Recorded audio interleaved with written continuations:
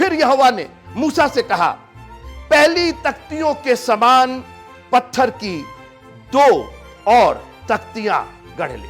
आज मैं इसी पर बात करके आपसे विदा लूंगा। पत्थर की 2 तख्तियां, 2 टैबलेट्स ऑफ स्टोन। और ये 2 पटियां है क्या, मैं इस पर थोड़ा सा खुलासा करना चाहता हूं। खुदा यीशु मसीह के पवित्र नाम में, जलाली नाम में आप सबों को जय मसीह की। निर्गमन की पुस्तक का हम अध्ययन कर रहे हैं और आज निर्गमन की पुस्तक उसका 34वां अध्याय, exodus, the book of exodus, chapter 34। एक लड़का था, कक्षा 7-8 में पढ़ता था। उसके पास हुनर था कि वो कुछ कुछ चीजें अपने खिलौने की तरह बनाता था। कहीं से उसको एक लकड़ी का टुकड़ा मिला और उसने बड़े प्यार से उस लकड़ी के टुकड़े को गढ़ा, उसको जगह जगह से काट करके, और उसने उसको एक सुंदर आकार दिया, एक नाव का आकार दिया। एक जैसे खिलौने की नाव होती है, बहुत बड़ी नहीं लेकिन एक अच्छी खासी नाव, उसने गढ़ करके बनाया। जब वो बन गई तो फिर उसको रंगो रोगन किया उसने, लाल पीले नीले सब रंग लगाए उसने। खूबसूरत वो नाव बन करके तैयार हो गई। इतना खुश, जब भी उसको देखता उसको अपने ऊपर खुशी होती कि वाह क्या टैलेंट है, प्रभु ने क्या टैलेंट मुझे दिया है कि इसको मैं अपने हाथ से मैंने बनाया है। और एक दिन उसने सोचा कि जब मैंने बनाया है तो क्यों ना अपना नाम लिख दूं उसके ऊपर। तो उसने उस नाव के ऊपर अपना नाम लिख दिया। मजे की बात यह थी कि उसके घर के पास एक नहर थी और उसने कहा कि यह नाव तो पानी के लिए है, तो क्यों ना इसको पानी में डाल करके इससे थोड़ा आनंद लिया जाए। अपनी नाव को लेकर के स्कूल के बाद पहुंच गया नहर पर। उसने पानी में रखा और नाव खूबसूरती से तैरने लगी। हर दिन का उसका ये एक रूटीन हो गया। वो स्कूल से आता, तैयार व्यार होके, होमवर्क करके, अपनी नाव को लेकर के और नहर में पहुंच जाता था। नहर का पानी अक्सर शांत होता है और उस पानी में वो अपनी नाव से खेलता था। अंदर से उसको ऐसी खुशी होती थी। वो जब भी नाव को देखता था उसको अपने हाथों की कारीगरी पर खुशी होती थी, मैंने बनाया है इस नाव को। एक दिन जब वो नाव लेकर के पहुंचा तो उसने पानी का जो प्रवाह देखा, उसका बहाव देखा, तो थोड़ा उसको शक हुआ कि ये पानी आज कुछ ज्यादा तेज बह रहा है। मगर रोज वो चलाता था, इसलिए उसने सोचा कि ऐसा नहीं है, इस बहाव में भी नाव चल जाएगी और कहां जाएगी, मेरी नाव है, मेरे पास रहेगी। और उसने उस बहाव में उस नाव को डाल दिया। बहाव धीरे धीरे तेज होने लगा और नाव धीरे धीरे किनारे से हट करके और बीच की तरफ बढ़ती गई। नहर बहुत चौड़ी थी, गहरी थी। इस बच्चे ने बहुत कोशिश की कि उस नाव को वापस अपने करीब ला दे, मगर नाव तो अब धार में पहुंच चुकी थी, उस बहाव में पहुंच चुकी थी, उस पर कोई नियंत्रण नहीं था और नाव धीरे धीरे बहते बहते उसकी आंखों से ओझल गई। बहुत दूर तक उसने पीछा किया मगर वो नाव उसको मिली नहीं। आप सोच सकते हैं उसका दिल कितना टूटा होगा, उसके मन को कितना आघात लगा होगा। भारी मन से वो घर वापस आया। मां ने पूछा, क्या हो गया, तुम्हारा मूड नहीं अच्छा लग रहा है, तुम्हारी शक्ल उतरी हुई है। मम्मी मैंने अपनी नाव खो दी आज। अरे ऐसा कैसे हो गया? मैं क्या बताऊं, वो नाव को मैंने पानी में रखा, बहाव बहुत तेज था और वो नाव मुझसे दूर होती चली गई, उस पर कोई नियंत्रण नहीं था और वो मेरी आंखों से ओझल हो गई। मां ने ढाढ़स बंधाया, कोई बात नहीं बेटा, फिर दूसरी बना लेना, तुम्हारे हाथों में तो कारीगरी है, फिर बना लेना, फिर हो जाएगा, उदास मत हो, कुछ खा लो। खाने में कहां मन लग रहा था उसका तो दिल टूट गया था। रात किसी तरह से गुजरी, स्कूल गया, बिल्कुल मन नहीं, न पढ़ने में मन, न पढ़ाई में ध्यान। लोगों ने पूछा, उसने कहा मैंने अपनी नाव खो दी है। जख्म बहुत गहरा था, दिल बहुत टूटा हुआ था।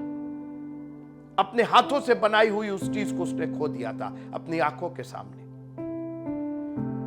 लेकिन दिन गुजरते गए, लेकिन वो नाव की जो याद थी उसके जहन में पड़ी हुई थी। एक दिन गांव के पास, उसके घर के पास एक मेला लगा। मां ने कहा कि अपना थोड़ा सा मन बहलाव के लिए मेले में चले जाओ, घूम आओ। मां ने 50 रुपए दिए, बोले जाओ कुछ खा पी लेना। भारी मन से वो पहुंचा मेले में। मन तो उसका किसी चीज में लग नहीं रहा था, बस यूं ही वो टहल रहा था, घूम रहा था। उसकी आंखों के सामने, उसके दिल में तो उसकी वो नाव बसी हुई थी। मेले में दुकानें सजी हुई थी अलग अलग चीजों की। वो बच्चा दुकानों को देखता हुआ बगैर किसी ध्यान के वो आगे बढ़ता जा रहा था। एकाएक उसको कुछ नजर आया। एक खिलौने की दुकान उस मेले में थी, और उसने अंदर जब झांक करके देखा उस खिलौने की दुकान में, तो उसकी नाव वहां बीच में अंदर रखी हुई थी।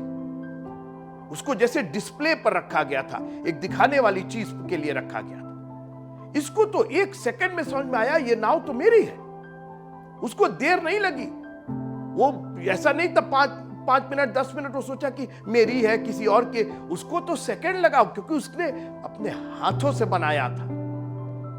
भाग करके दुकानदार के पास गया, कहने लगा सर वो नाव मेरी है, वो नाव मेरी है, मुझको दे दिया जाए, मुझको दे दीजिए प्लीज। दुकानदार ने बड़ी कुटिल मुस्कान उसकी तरफ फेंकी और कहा, बच्चा वो नाव होगी तुम्हारी, लेकिन अब तो वो दुकान की है। तो ये क्या बात हुई? मैंने देखिए अपना नाम लिखा, आप देख ले। बोले बिल्कुल लिखा होगा तुम्हारा नाम, तो हो सकता है तुम ही ने बनाई हो, मगर अब तो वो दुकान की है। तो कैसे मिलेगी, आप कैसे देंगे, मैं क्या करूं इसके लिए? बोले उसके लिए कीमत चुकानी होगी, दाम देना होगा। मेरी अपनी चीज के लिए मैंने बनाया है, ये तो आपने जबरदस्ती उसको अपनी दुकान में रखा है, जो भी है, अब तो उसके लिए कीमत चुकानी होगी। कितनी कीमत लेंगे आप उसकी? 100 रुपए। अपने पॉकेट में उसने हाथ डाला तो 50 रुपए का नोट। उसने कहा कि सर ये नाव कहीं जाएगी नहीं, किसी दूसरे के हाथ में आपने अगर दिया तो ये ठीक नहीं होगा। मैं अभी 5 से 10 मिनट के बीच में आपके पास उपलब्ध हूं, ठीक है? मैं रोके रखूंगा, किसी को नहीं दूंगा, इंतजार करूंगा तुम्हारा।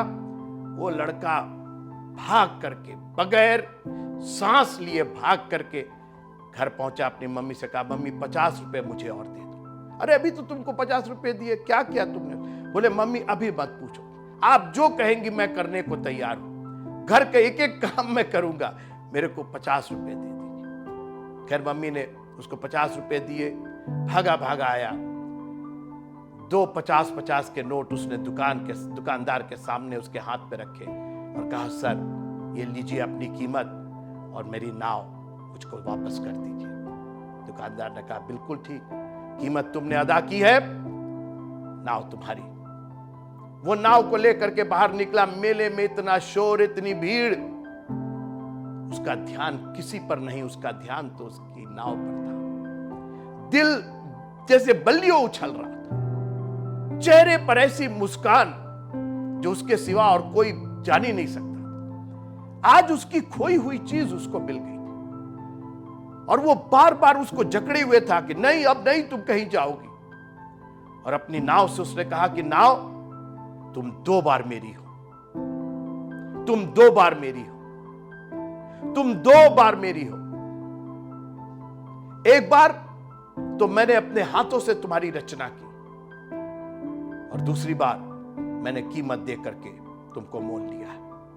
यह कहानी किसी लड़के की जरूर होगी, मगर मुझको तो ऐसा लगता है, मैं जब भी इस कहानी को सुनता या सुनाता हूं तो मुझको लगता है कि यह कहानी मेरी जिंदगी की है।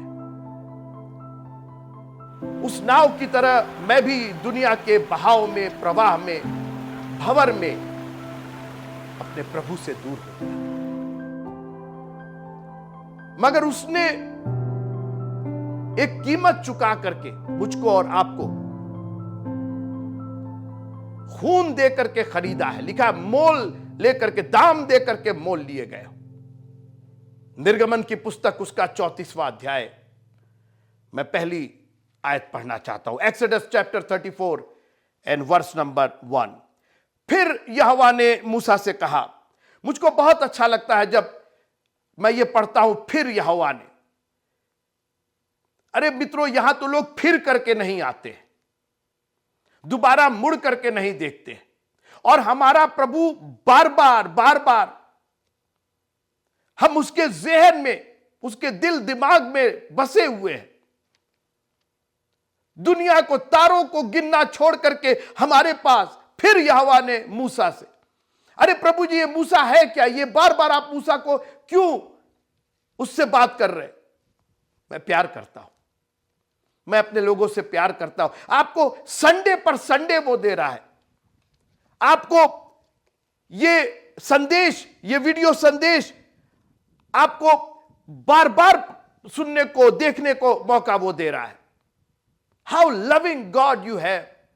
इतना प्रेमी प्रभु, अपनी मोहब्बत और उसकी मोहब्बत कंपेयर कीजिए आप। हमारी मोहब्बत का तो कोई मूल्य ही नहीं है। मोहब्बत में विश्वास योग्यता होती है, फेथफुलनेस होता है। हमारी मोहब्बत तो धोखा देने वाली है, लोगों को, दुनिया को, परिवार को धोखा दे रहे, और तो और प्रभु को भी धोखा दे रहे। सोचते हैं कि 5-10 मिनट लेट होंगे, पादरी साहब से बोल देंगे, कोई बहाना कर दे। अरे आप किसको धोखा दे रहे? पादरी साहब हमको क्या बताएंगे? पादरी साहब को, किसी और को क्या बताएंगे आपको क्या हो गया था, क्या नहीं हो गया था? आपका प्रभु तो सब कुछ जानता है, प्रभु से क्या छिपाइएगा? यह आपके प्रभु का भवन है,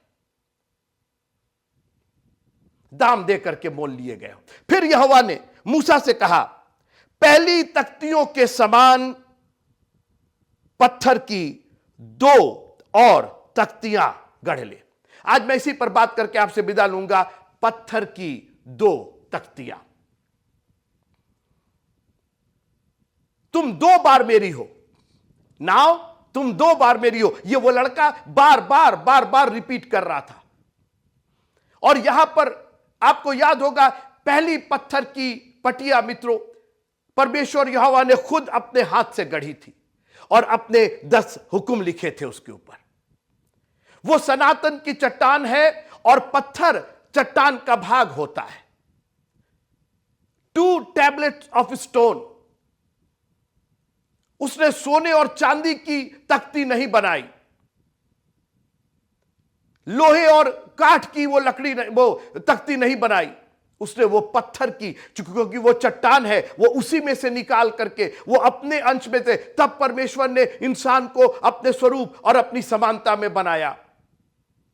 हम उसी के स्वरूप और उसकी समानता में हैं।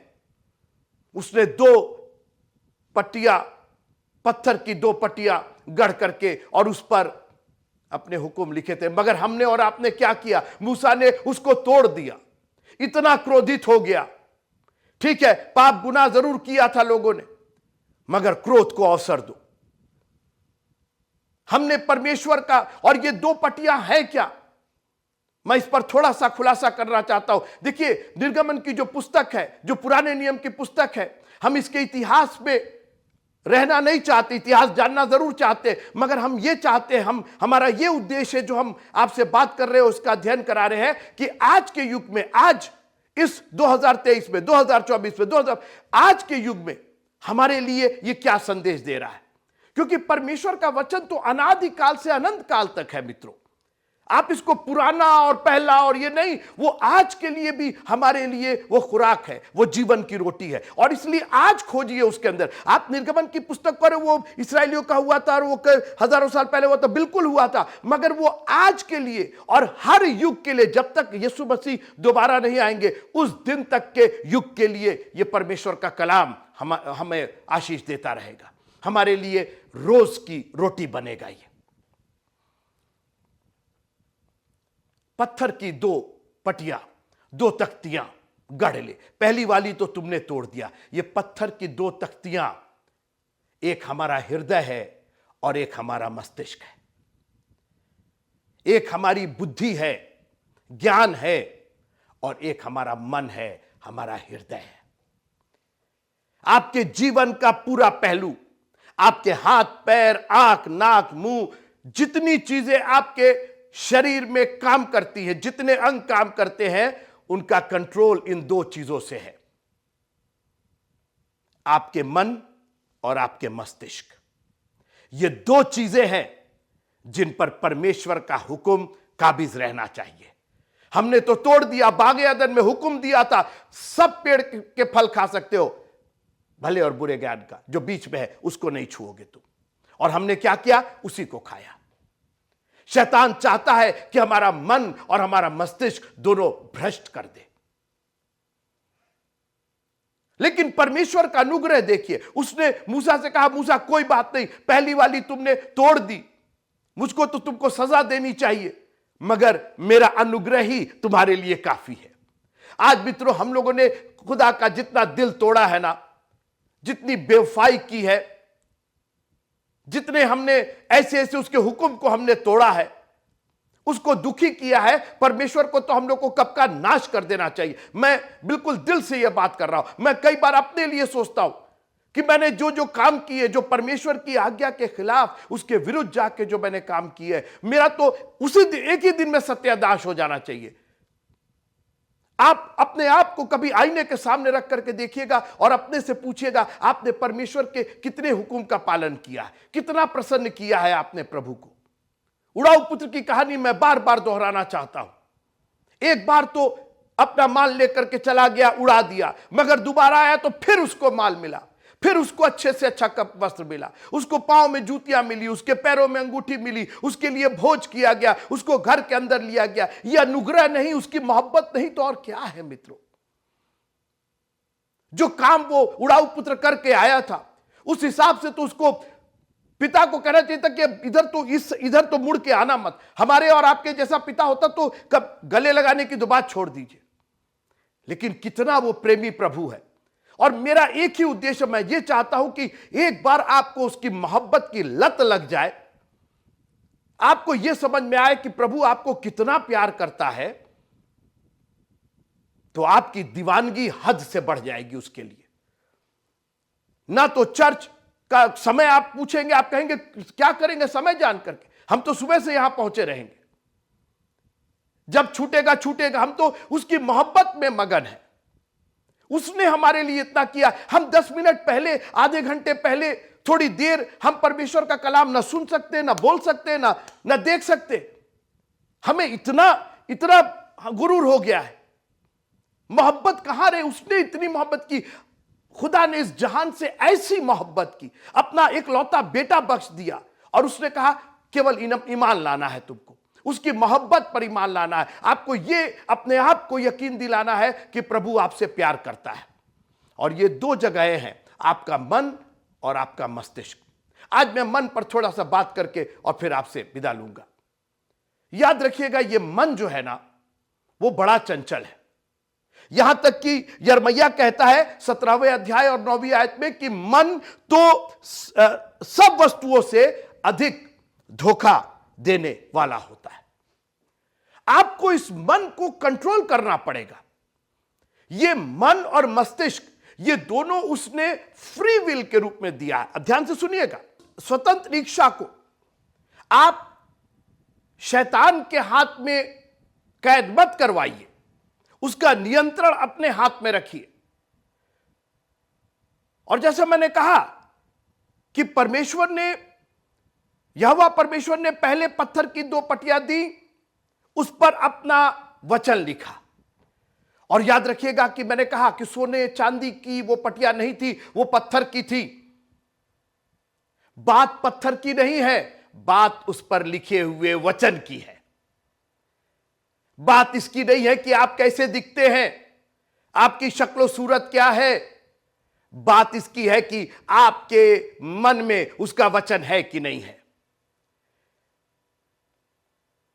परमेश्वर की दृष्टि सारी दुनिया पर लगी हुई थी, किसका मन साफ है। और एक स्त्री दिखाई दी, कुंवारी मरियम, और उसकी एक बहुत बड़ी खूबी थी, वो कुंवारी जरूर थी मगर उसका मन साफ था। जब जिब्राइल स्वर्गदूत ने आकर के उससे सारी बातें खुलासे से कही तो लिखा है कि मरियम इन सब बातों को अपने मन में रख करके, आज हम अपने मोबाइल में रख करके, आज हम अपनी कॉपी में रख करके, आज अपनी तकिया के नीचे रख के, दुनिया की जगह रख के बस मन में नहीं रख पाते। मन में क्या रखते हैं? इसके प्रति ये, उसके प्रति वो, उसके मित्रों, इस मन के अंदर परमेश्वर का कलाम होना है। इस पत्थर की पटिया पर परमेश्वर के हुक्म लिखे जाने हैं। मन तो सब वस्तुओं में सबसे अधिक धोखा देने वाला है। लिखा है कि अपने मन की रक्षा कर। मन तो अथाह है, इसका तो कोई पार ही नहीं पा पाया है, क्योंकि ये परमेश्वर ने अपना मन हम लोग के हृदय में दिया जब उसने जीवन का श्वास फूका। याद रखिएगा, जो परमेश्वर के एट्रीब्यूट्स है, जो उसका चरित्र या उसके गुण जिसको कहा जाता है, अंग्रेजी में एट्रीब्यूट्स बोलते हैं, कैरेक्टर नहीं बोलते, एट्रीब्यूट्स बोलते। तो जो उसके गुण हैं उसका बहुत सा हिस्सा उसने हमारे अंदर दिया हुआ है, क्योंकि हम उसी के स्वरूप और उसकी समानता में हैं। तो जब परमेश्वर का कलाम हमारे में होता है तो यह स्वरूप और समानता अपने आप सामने दिखाई देती है। और शैतान आपके मन को कब्जे में करना चाहता है। लिखा है यहूदा इस्करियोती के लिए कि तब शैतान उसके मन में समा गया। और आप जो कुछ होते, याद रखिएगा, कई बार ऊपर से नहीं दिखाई देता है कि आपके मन में क्या है। और इसीलिए बाइबल कहती है कि हमारा परमेश्वर यहोवा बाहरी रूप को नहीं, मन को देखता है। और कई बार मैं आपको बताऊं मित्रों, कई बार लोग ऊपर से इतने अच्छे दिखाई देते हैं। मैंने अपने चर्च में देखा, अभी तो नहीं लेकिन पहले बहुत से ऐसे लोग थे, ऊपर से इतने अच्छे से बात कर रहे, इतने नम्रता से बात, ऐसा लग रहा बाप रे बाप कितने। बाद में पता चला मन में तो गंदगी भरी हुई है उनके। और इसी तरीके से इस्राएलियों का भी हाल था। लिखा है कि परमेश्वर उनको उनकी परीक्षा करता था ताकि यह जान ले कि उनके मन में क्या है। और कई बार परमेश्वर हमें परीक्षा में डालता है ताकि हमको पता चल जाए कि हमारे मन में क्या है। आप बड़बड़ाने लगते, गुड़गुड़ाने लगते, अभी तक मेरा ये नहीं हुआ, मेरे साथ ये नहीं हुआ, मेरे को अभी तक ये प्रॉब्लम है। अभी मैं कुछ दिन पहले एक पादरी साहब से बात कर रहा था, बहुत करीब के हैं मेरे, दूसरे शहर में रहते। और मैंने कहने लगे कि मैंने पता नहीं क्या परमेश्वर के खिलाफ किया है, परमेश्वर मुझसे क्यों गुस्सा है, मैं जो भी करता हूं वो सफल नहीं होता है और मैं अब तो गिव अप कर जा रहा हूं और अब मैं कुछ करूंगा नहीं। अरे हमने कहा क्या कर रहे हैं पादरी साहब? बाइबल कहती है जो अंत तक धीरज धरेगा उसी का उद्धार होगा। आज मैं आपको ढाढ़स और हिम्मत दिलाना चाहता हूं, अपने धैर्यता को मत खोइएगा। जब हम व्याकुल हो जाते हैं, हम ऐसे ऐसे निर्णय लेते हैं जो परमेश्वर के वचन के खिलाफ होते हैं। आप पूछेंगे ये पत्थर की पटिया, ये हृदय और मस्तिष्क ये कहां से हो गया? मेरे साथ निकालिए यहेजकेल नबी की पुस्तक, उसका 36वां अध्याय, 36 chapter of the book of Ezekiel and verse number 26। मैं पढ़ना चाहता हूं, ये सुनिएगा। मैं तुमको नया मन दूंगा। अरे प्रभु जी, ये नए मन की क्या जरूरत है? क्योंकि पहला मन तुमने तोड़ दिया है। मूसा जैसा पहली तख्ती थी जो तुमने तोड़ दिया था, दूसरी तख्ती गढ़ो। मैं तुमको नया मन दूंगा। ये उसका अनुग्रह पर अनुग्रह है मित्रों, कि बावजूद हमारी बेवफाई के वो हमसे बेइंतहा मोहब्बत करता है। उसने कहा मैं तुमको एक नया, तो पुराना मन तुम्हारा बेकार हो गया, तुमने तोड़ दिया उस मन को। उस मन में पाप भर गया, उस मन में कीच भर गया। सुनिए आगे, मैं तुमको नया मन दूंगा और तुम्हारे भीतर नई आत्मा उत्पन्न करूंगा। तुमको दिल और दिमाग दोनों मैं नया दूंगा। Aren't you glad that he is ready to give us a brand new heart and brand new mind? और इसीलिए उसने निकोदिमस से कहा जब तक कोई नए सिरे से ना जन्मे। पवित्र आत्मा की सामर्थ हम में से एक एक को पानी ही पानी होगी। जरूरी नहीं कि हम हाथ रखें, जरूरी नहीं कि कन्वेंशन हो तभी। आप अपने कमरे में, अपनी कोठरी में जाइए और कहिए कि fill me with the holy spirit lord. आपको अन्य भाषा बोलना ही पड़ेगा। That is one of the evidences. वो एक तरीके से आप प्रभु से बात कर रहे हो और एक बार उस पर बहुत बहस की जा सकती है कि वो अब वो उसके लिए नहीं है और अब किस जमाने के लिए नहीं। आपको जो कहना है कह लीजिए। पवित्र आत्मा पर, अन्य भाषा पर तो पहले दिन, जिस दिन पेंतिकोस्त के दिन जब वो नाजिल हुआ था, उसी समय बहस हो गई थी। लोगों ने कहा ये तो शराब पिए हुए। सोचिए, आप पहली बार पवित्र आत्मा उतरा, लोग अन्य भाषा बोल रहे थे और क्या दोष लगाया गया? ये तो नई मदिरा के नशे में मतवाले। लेकिन मित्रों, हम वाकई मतवाले हैं अपने प्रभु के और हम अन्य भाषा बोलेंगे, हम पवित्र आत्मा की सामर्थ बोलेंगे। आपको आसपास देखने की जरूरत नहीं है। Start speaking in tongues. अपना मुंह खोलिए और बोलने लगिए, मैं तुमको एक नया मन दूंगा, मैं तुमको एक नई आत्मा दूंगा। अपनी आत्मा को चेक कीजिए, अपने मन को चेक कीजिए। हैज इट बीन रिन्यूड और नॉट? क्या वो एक नई आत्मा और नया मन हुआ है कि नहीं? आगे सुनिए क्या कहता है। मैं तुम्हारे भीतर नई आत्मा उत्पन्न करूंगा। हिजकियेल उसका 36वां अध्याय और उसकी 26वीं आयत में पढ़ रहा हूं। The book of Ezekiel chapter number 36 and verse number 26। मैं तुमको नया मन दूंगा, तुम्हारे भीतर नई आत्मा उत्पन्न करूंगा और तुम्हारी देह में से पत्थर का हृदय निकालकर तुमको मांस का हृदय दूंगा। मूसा 2 पत्थर की पटिया, तख्तियां गढ़ ले, लेकिन इस युग में प्रभु ने कहा, निकोदीमस से कह दिया कि तुमको नए सिरे से जन्म लेना है। क्या है नया सिरे से जन्म? जिसमें हमारा मन, हमारा पत्थर का मन, हमारा कठोर हृदय, हमारा प्रभु के प्रति जो विरक्तता का जो अभाव है, जो उसके प्रति हमारी जो लगन नहीं है, जो प्यार नहीं है, वो सब मैं निकालूंगा। एक नया मन दूंगा, एक नई आत्मा दूंगा, नए सिरे का जन्म दूंगा तुमको। तुम एक नए मनुष्यत्व को प्राप्त करोगे। मैं पत्थर का हृदय निकाल करके मांस का हृदय तुम्हारी देह में दूंगा। क्यों इस देह में देंगे प्रभु जी? क्यों नहीं कहीं और रख देते? क्यों नहीं? क्योंकि तुम्हारा देह परमेश्वर का मंदिर है।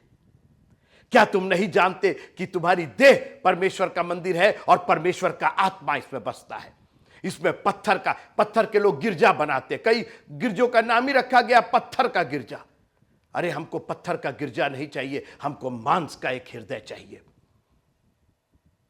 अब वो पत्थर की तख्तियां और उस पर क्या होना है? परमेश्वर का कलाम होना है, उसका हुक्म होना है, उसकी आज्ञा और उसका कमांडमेंट होना है। मित्रों, ये पत्थर की 2 तख्ती बना ले और मैं उस पर अपना वचन लिखूंगा। आज ये हमारी जिम्मेदारी है कि हम नए सिरे से जन्म लें। मित्रों सुनिएगा, और फिर वो अपना वचन जो उसने अनादिकाल से अनंत काल के लिए ठहराया है, वही लिख देगा आपके मनों में। और इसीलिए मैं सिर्फ परमेश्वर के वचन का प्रचार करना चाहता हूं, क्योंकि इस मंदिर में अगर कुछ रहेगा तो परमेश्वर का वचन रहेगा। क्योंकि वचन है क्या? परमेश्वर ही तो वचन है।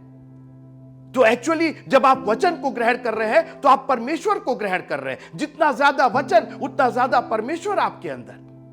और जब परमेश्वर आपके अंदर है तो फिर दिखाई क्या देगा?